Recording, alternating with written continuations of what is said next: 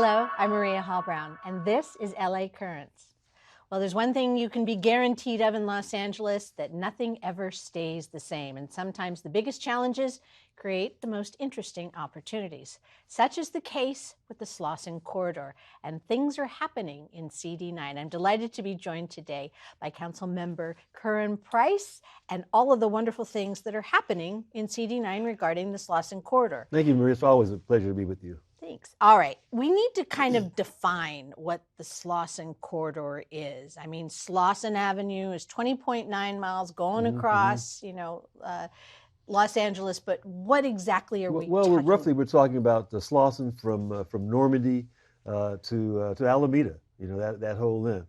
And let me tell you, the exciting part is we have ushered in almost $400 million of investment along this corridor. And so we're excited about the opportunities to bring new park space, bring new housing, to bring more commercial activities.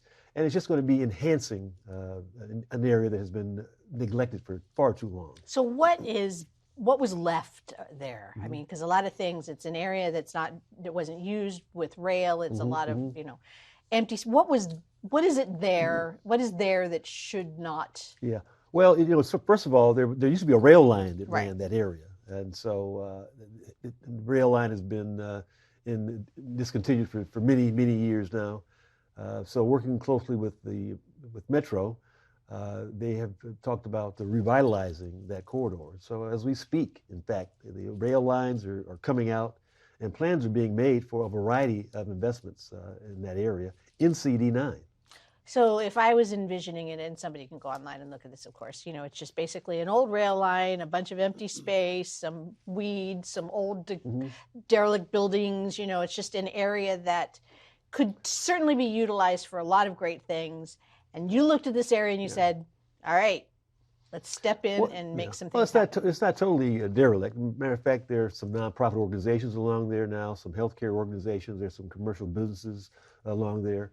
Some recreational areas, but we know it could be enhanced. And so we want to make sure that the old buildings and unused properties are really incorporated into this new vision of creating a corridor that's going to provide opportunities for our families and our kids. That will support all of those great things Absolutely. that are there. All right. Absolutely. So let's talk about the fact that, within CD9, I mean, that whole Slauson Corridor project is huge and encompasses even more than CD9, but you really stepped in and created a thing called Slauson Connect. Absolutely. Slauson Connect is located on Slauson from Budlong to Normandy Avenue. And it was a unused parcel for Metro.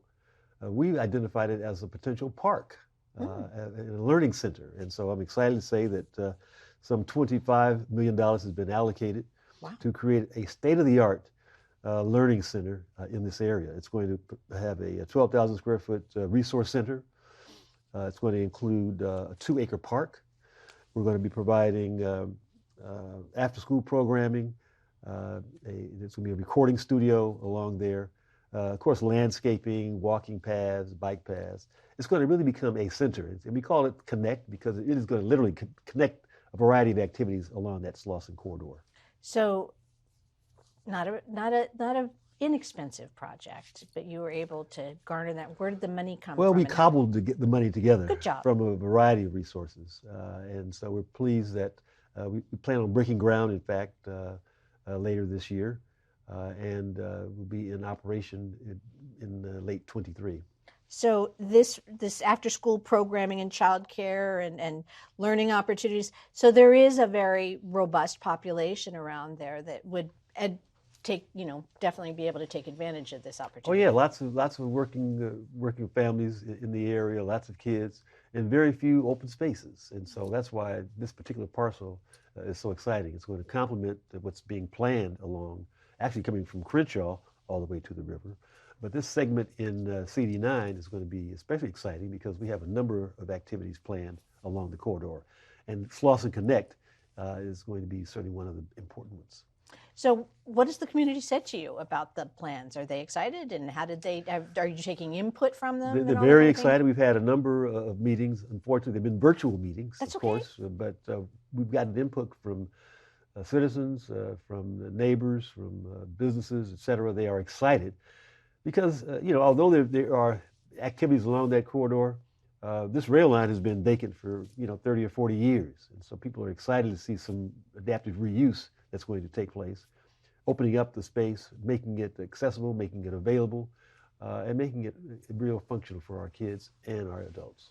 Okay, so do we have a timeline? I mean, when you want to break ground, I know there's been some fits and starts with just the entire project, not Well, just we plan to CD. break ground in spring. Right. I may have mentioned earlier, break ground in spring and be in operation in 2023. Oh, that's actually pretty fast. Yes, absolutely. And does that fit in time with other things that are happening along the corridor? Are you familiar with? I mean, does everything feel like it's going on schedule? there are a number of activities that we are promoting in that area that will be complementary, and that will be coming on at a similar time. A little further down on Slauson and Figueroa, we have Bill Green Park. Yeah, that's very fun. That's going to be another exciting part. Again, this had been a vacant parcel owned by DWP for almost 60 years. It was a real eyesore. It was a problem. But we came in and worked out a partnership agreement with DWP. We're going to be creating an exciting open space there. Our first amphitheater in the area. There's going to be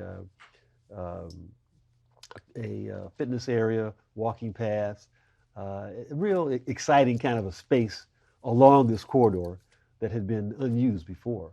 And we're naming it for Bill Green. Bill Green was a real pioneer, a political and a community pioneer in the area. As a matter of fact, he represented that area for almost 25 years in South LA. So we think it's appropriate that we name it after someone who made a great contribution while he served. And this site will continue to provide a great contribution to citizens in the area. I read he was a freedom rider. He was a freedom rider, a real civil rights pioneer. And so we hope to commemorate his activism by having a park that's going to be accessible, available, and something that people will be excited to use. So we have spoken about the need and the priority and the efforts going into parks in CD9, and one of your parks is now woods, and now you have a park that's green. You see a relationship There's a here, theme going on here. Appropriately named parks. Well, it must be really exciting to have found a location and found a place, because one of the things that we have talked about in the past is, where do you put things? Parks are necessary as part of a healthy community, and their assets and their attributes to a healthy community cannot be numbered. But now finding a location like this, and this site had been, under our eyes for a long, long time. It sat vacant for 30 or 40 years. But our office, with my creative staff, looked at it, said, "Hey, this could be an ideal park." Initially, we thought about some housing, and then later we evaluated the site and said it'd be better for an open space, a park area. Got some input from citizens, and they agreed. They wanted to see a park there. And one of their ideas, in fact, was for the amphitheater. So that's going to be a very important feature of this park, in addition to the walking paths and exercise areas that it will also feature. I don't know whether there's an answer to this question yet, but with the idea of having an amphitheater, obviously performances, et cetera, who gets to program that? Well, it'll probably be a combination. Parks and Rec will be our partner on it. But we hope to have some real community programming as well. So there'll be an opportunity for community groups and organizations to propose activities and to conduct those activities. We want to do it in conjunction with the community. This is not something we're trying to impose, but we want to make sure we're collaborating with those who are going to be using the facility to make it what they like to see. Oh, summer performances in the park. There You can you go. see it now. Yeah. All right. Well, there's more. I mean, this whole Slauson area has, like I said, it had its challenges, but it definitely has its remarkable opportunities as long as you're creative, inventive, and able to garner the money. Slauson and Wall, that's a big one. Big site. It's a 7-acre site. It was city-owned. And again, for the last 30 years, it was vacant. It was a real eyesore. There was a competitive RFP. It was won by a group that is proposing to provide housing, a grocery store, a recreation area, open space. In fact, they're proposing a 3-acre park. Some 200. How big is this space? It's a 7-acre site. 7 acres. Oh my word! And you don't see that very much at all anywhere No. around the city. So it'll feature housing, a park, a commercial area, grocery store, And so it's going to really be a center in and of itself. And we're excited that it's going to be right there along the corridor. Shops, stores, restaurants, etc. That will really, again, enhance the community. We're talking about an investment of almost $250 million. Yeah, so it's not something to sneeze at, but it's an investment that the business community is willing to make because they know that, coupled with the other activities that are going on in that corridor, it's going to meet a real need.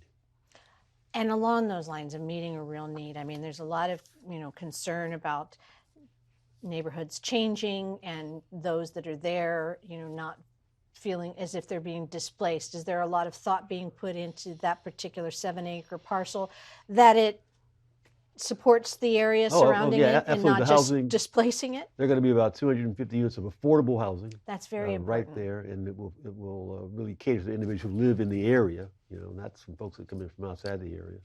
We want to have a grocery store that will serve the area. As I mentioned, the 3-acre park, again, it's going to serve the area.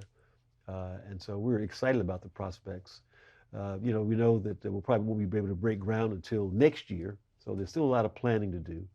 But citizens are going to have an opportunity to have some input, some ideas, suggestions, and we want to incorporate everything from public art to recreational activities there on the site. Sounds like it's going to check off a lot of boxes. I mean, housing being a critical issue, food deserts being a critical issue, open space being a critical issue. Yeah. I mean, you must be pretty excited about this opportunity. Well, listen, you can do a lot with 7 acres. Yeah. And so, we're talking about in some other parts of our district creating little pocket parks, of a block or half a block or so.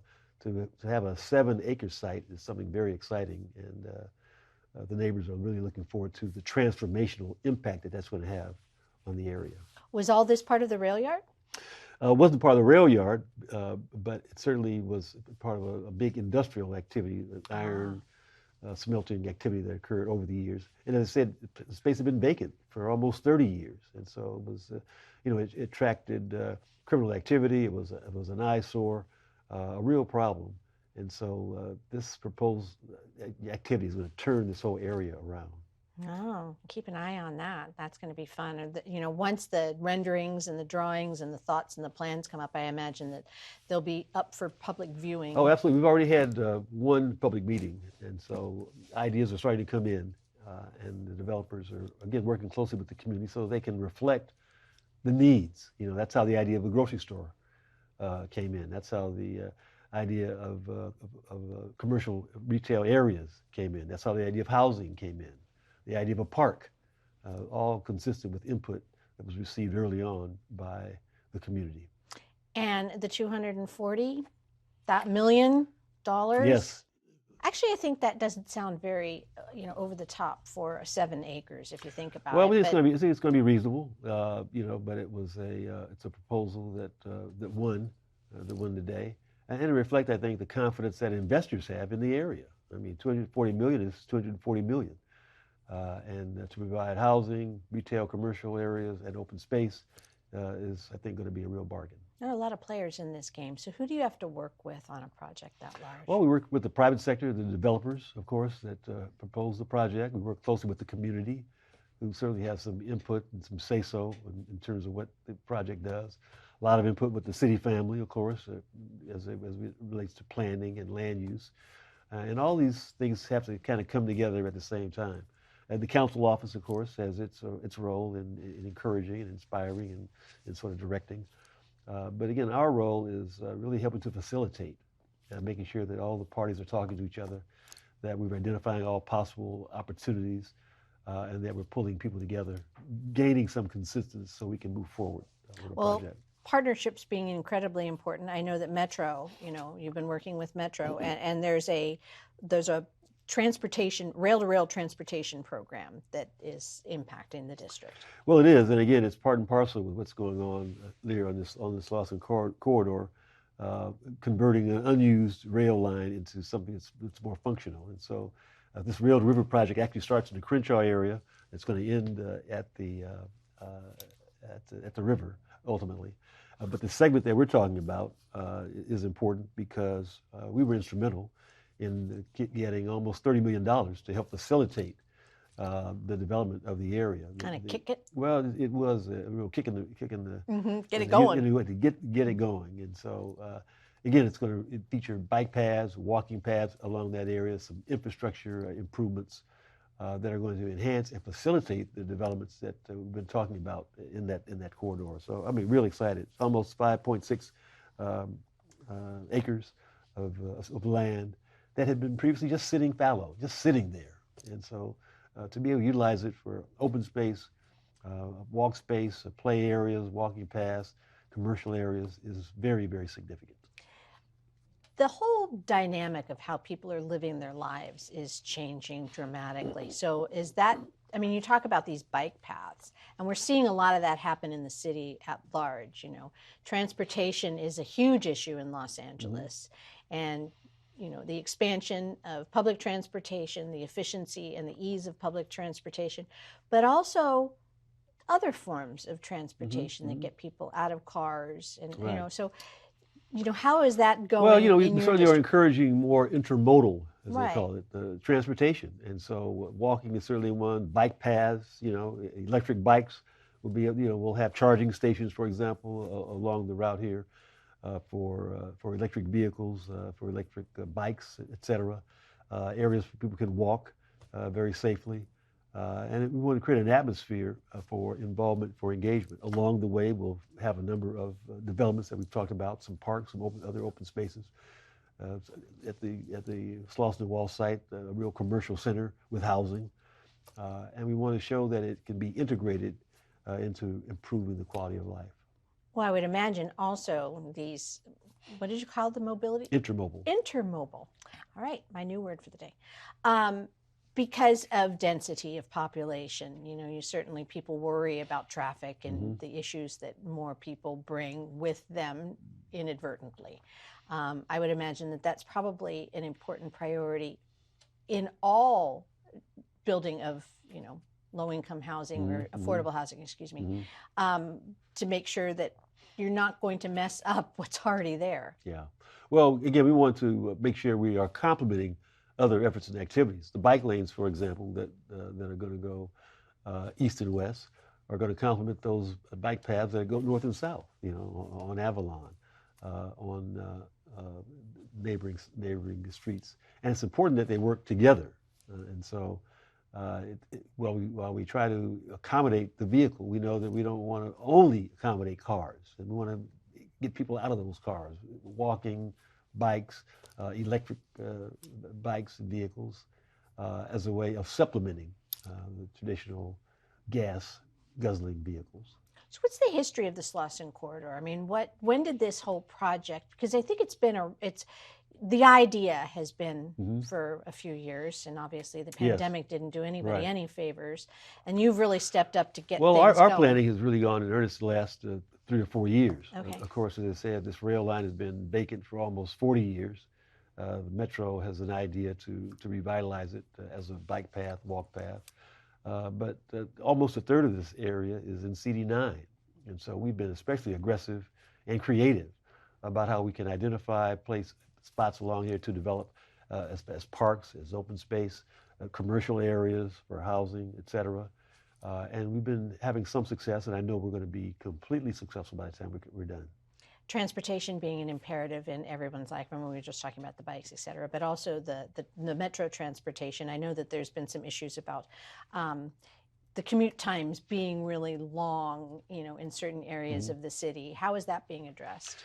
Well, you know, again, this east-west corridor will certainly intersect with the A line, the metro in South LA. It's going to connect with the LAX line, LAX A line, going in the other direction. So again, we talk about intermodal because all these things can fit together. Fine, it's not just one or the other. And we got to be real creative. We got to be inventive. You know, the kids today don't necessarily want to be in a car. No. They're happy to have. They a don't bike. even get driver's licenses. They don't get a driver's license like we used to do.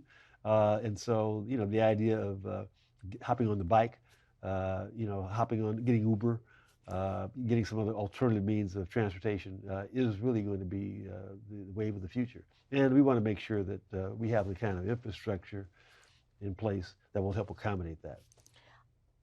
I didn't realize that CD9 was 1/3 of this entire thing. So, how is it going on other sides, or what you're doing impacting what's happening Well, on the other side? we're setting the pace. Good We job. are setting the pace. We're setting the tone. And as I said, we've identified opportunities for development in our NCD9 that encompass that area, and we think it's going to help complement and help push the development going east and going west. Well, are you looking for 7 acres somewhere else? Well, if we can find it, we haven't found it yet. Okay. But we certainly are trying to identify any available. Again, this was an old CRA site. The CRA had it for years. It was just sitting there. The Community Redevelopment Agency. Oh, so good, it was a good, city-owned. good. It was a Okay, city-owned great. site for the last 15 years. That also was just vacant. And so we were happy to come up with an idea to activate it in a way that's going to provide some jobs, that's going to provide resources to assist families and kids in South LA, and especially in these neighborhoods. Well, that's one of the things and this has been said over and over again, but talent is distributed evenly, but opportunity isn't necessarily. Mm-hmm. So, with this project that you're doing right off the bat, the Slauson Connect project, the training is also, these are training center that's going to help the constituency with job training and Absolutely. and being aware of opportunities. Yes, out there in that area, it's going to be an educational forum, if you will, for training. There'll be a multimedia facility there as well. And there'll be a nursery school. There'll be kids for younger kids. We want to make sure that every part of the community will be able to benefit. There'll be meeting rooms for the community, and we think it's going to be a real unique resource there on Slauson Avenue that connects a variety of projects and programs that are benefiting the citizens that we represent. That's the title, Slauson Connect. We're talking about, the path that Metro is, or the area that Metro is working on. That's also, you said it goes down to the river. Yes. A lot's happening down there. So this is a nice avenue to get from, a part of the town that maybe you wouldn't necessarily have gotten to before. Well, our park's going to cut off at Alameda. Right, but once it gets going. But we know that that whole corridor is going to be an important east-west thoroughfare. As I said, it connects the A line.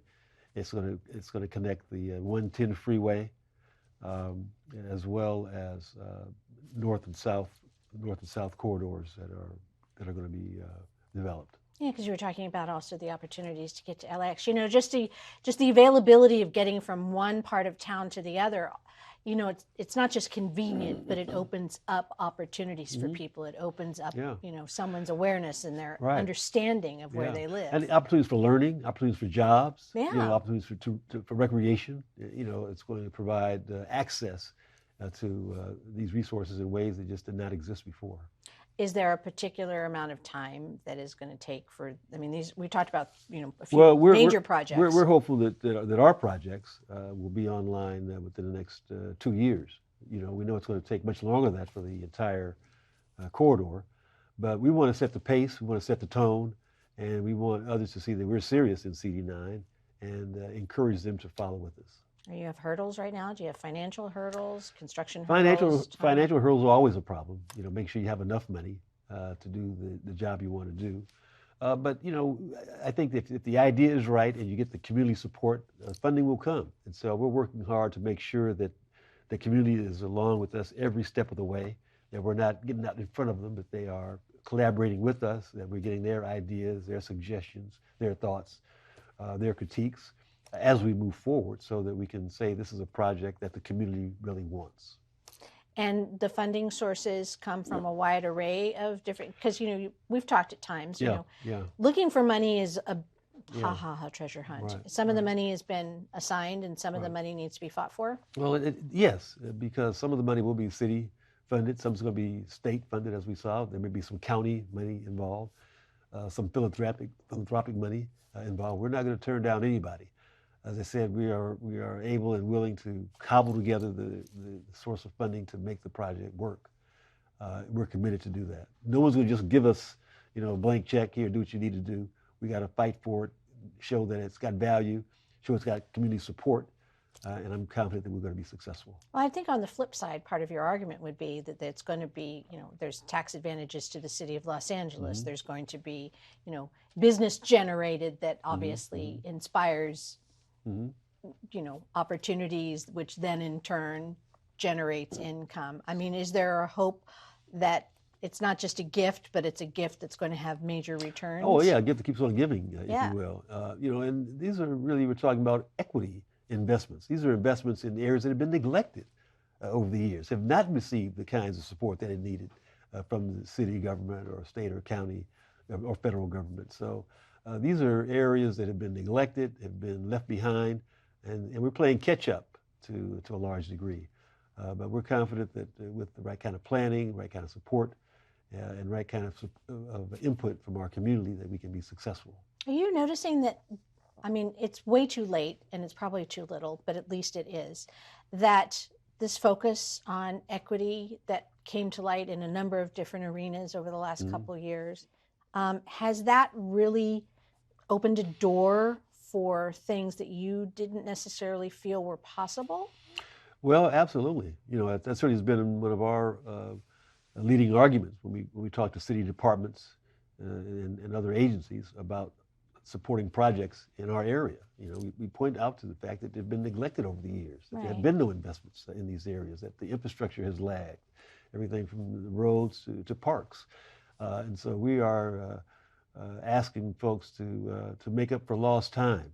And we're making that case. We're going to continue making that case as we make these developments happen in our community. Are you finding champions in unexpected areas? Well, I think certainly the community members are becoming are champions for us. They're helping to help spread our word. But we're certainly making departments and agencies take notice. That we're not just sitting around waiting, not just sitting around with our hand out, but that we are aggressively moving forward, presenting ideas, making alternative suggestions, and being innovative to make some things happen. Are you excited about the energy? I'm very excited about the energy. Yes. You feeling it? I mean, is it making you think that all things are possible? Well, listen, we call it the new ninth, because of that, true. because of that spirit of involvement, of engagement, and making good things happen. And they're happening, I think, because we've got the support of citizens, we've got their energy, we've got their ideas, and we're doing what's right. And so that means a lot. So when is Mr. Green's Park going to be done? We know we're going to break ground on that part. We're doing the planning now. We're going to break ground in the spring, and it should be in operation next year. And how did you decide on, William Green? How did you find out? Well, again, he certainly was a pioneer in our community. As I said, he served in the legislature representing South LA for almost 25 years. Wow. Because of term limits, no one will ever serve that kind of time before. And he was a civil rights pioneer, a real trendsetter, and we thought that was appropriate to commemorate his achievements, but also for the vision and for the inspiration that he provides and will provide to others as well. I love this idea because last we spoke, I learned about Miss Woods, and now I'm learning about, Mr. Green. It's also really interesting to find out about these people and to celebrate people that maybe one had not heard of before, and to really, Well, that's part of the educational process, making folks aware of what their roots are, and what who came before them, what those contributions were, and how we build upon them to create an even better, more vibrant future. All right. Well, good luck with your 1/3 of Slauson. I know that's a huge swath of space, but it sounds like there's some pretty exciting things going on there, and I can't wait to see how it all turns out. Well, thank you for the opportunity to share it with you, and we look forward to giving you an update. All right, and a tour. And a tour, absolutely. All right. Thank you so much. Thank you. And that's a wrap on this LA Currents.